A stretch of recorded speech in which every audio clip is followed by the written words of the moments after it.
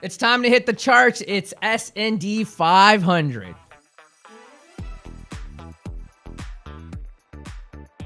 Okay, we're going to start on the East Coast with you, S. Who do you got up first? Ooh, okay. Montreal got their win at home versus Brampton. So Congratulations, Coach Smalls. One of my favorite guys. Absolutely. I want to shout them out. I also want to shout out Quincy Guillier, right? He was awesome. Absolutely dominant. 21 points, 10 rebounds, 2 assists, had 3 threes, was just surgical.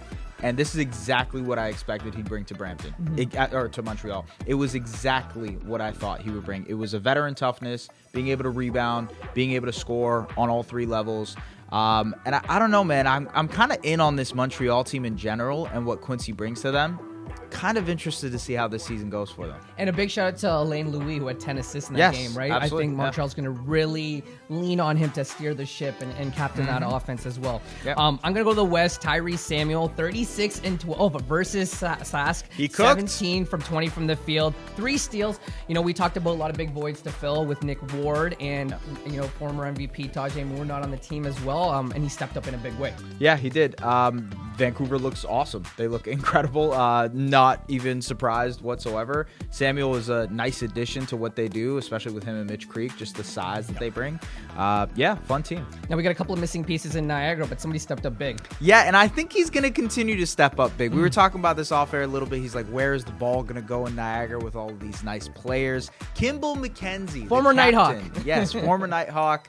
Yeah, he's the captain for the River Lions. He was steering the ship for the last 2 wins for them. Had 17 points at home versus Calgary, was awesome defensively. And then in their 17-point comeback, he had 24 points and 4 assists. So awesome. Very, very good. I love the way that he kind of steers the ship for them as a ball handler.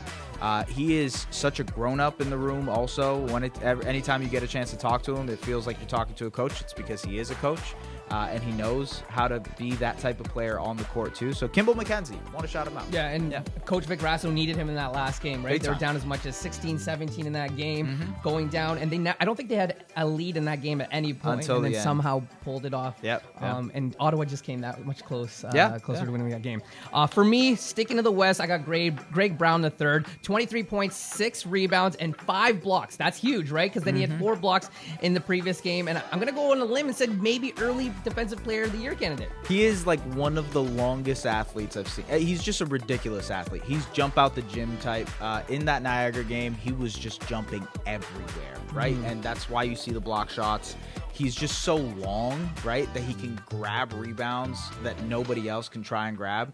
I like the Defensive Player of the Year shout. He also might lead the league in text. I definitely very animated player. He's going to get in people's faces. So he is a definite character that we've added here for the CEBL. Yeah, no, it's great. You know, we talked about Jameer Nelson, you know, the game before, and then, you know, Greg Brown's kind of been in a steady... little bit east and west. Yes, most definitely. Showing love on both sides on the coast there. So, yeah, those are the guys that stood out to us this week, and we'll see if they hold up for the rest of the season.